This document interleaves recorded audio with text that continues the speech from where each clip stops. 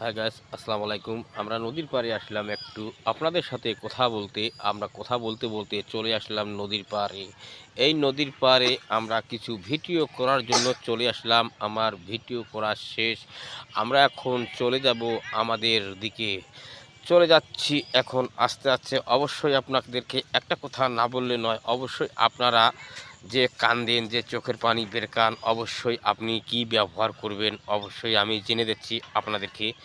অবশ্যই আপনারা যে আমি যে চোখের পানি বেরকাই এবং কান্না করি, কান্না করে অনেক ভিডিও করেছি। অবশ্যই আপনারা জানেন আমি আসলেই কান্না যে করি, আসলে সত্যিই কিন্তু কান্না করি না।